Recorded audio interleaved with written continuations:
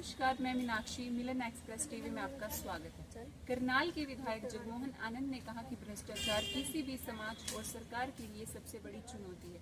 यदि कोई व्यक्ति, चाहे वह मंत्री हो, अधिकारी हो या कोई अन्य कर्मचारी, भ्रष्टाचार में लिप्त पाया जाता है तो उसके विरुद्ध बिना किसी भेदभाव के कड़ी कार्रवाई की जानी चाहिए। उन्होंने कहा कि किसी भी दोषी को उसके पद या प्रभाव के कारण बचाया नहीं जाना चाहिए।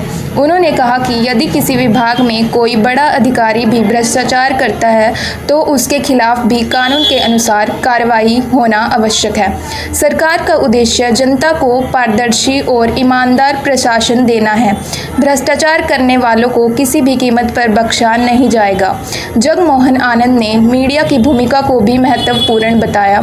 उन्होंने कहा कि मीडिया के माध्यम से ही लोगों तक सही जानकारी पहुंचती है और जनता सरकार की योजनाओं तथा कार्यों से अवगत होती है। मीडिया समाज और सरकार के बीच एक महत्वपूर्ण कड़ी का कार्य करता है।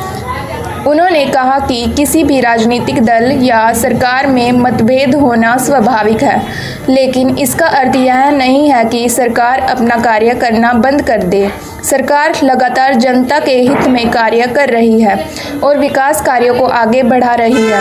विधायक ने कहा कि हरियाणा और पंजाब के लोगों के बीच भाईचारे का संबंध है। दोनों राज्यों के लोग एक दूसरे के सुख दुख में साथ खड़े रहते हैं और आपसी सौहार्द बनाए रखते हैं। उन्होंने कहा कि प्रधानमंत्री और मुख्यमंत्री के नेतृत्व में सरकार भ्रष्टाचार के खिलाफ जीरो टॉलरेंस की नीति पर काम कर रही है।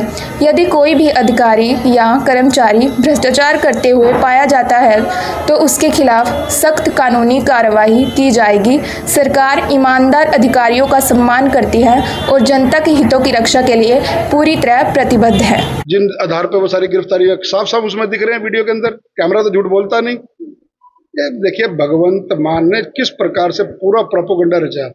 पहली बार कभी ऐसा हुआ है कि सिटिंग चीफ मिनिस्टर के खिलाफ सर्वोच्च संस्था है सिख समाज की, वहां से वो अपना आदेश पारित हुए हैं कि उनको सिख पंथ का इतना बड़ा दोषी करार दिया गया है। तो देखिए जब इतना बड़ा गुरु घर से कोई दोषी करार दे दिया जाए तो मैं चाहता था, मतलब मेरा जो सोचना है कि स्वेच्छा से ही त्याग पत्र देना चाहिए, क्योंकि जिस दरबार साहिब के अंदर हमारी जो श्रद्धा है उसकी श्रद्धा बरकरार रहे।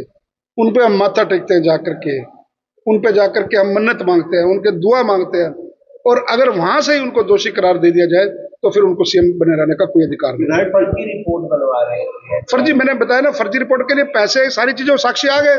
मैंने कहा मेरे फेसबुक पेज पे आप देखिए, मैंने पोस्ट किया है, बीजेपी हरियाणा के पेज पे आप देखेंगे वहां पे पोस्ट हुआ है, बीजेपी पे अपना केंद्र के पेज पे वो पोस्ट हो चुकी है। सारी जानकारी आप लोग मीडिया वाले तो देते हैं, वही चीज तो निकालते हैं। उन्हीं जो जानकारियां आपके सोर्सेज से पता लगती हैं उन्हीं चीजों के साक्ष्य बना करके उनको आगे चीजें बढ़ती, जांच आगे बढ़ती है।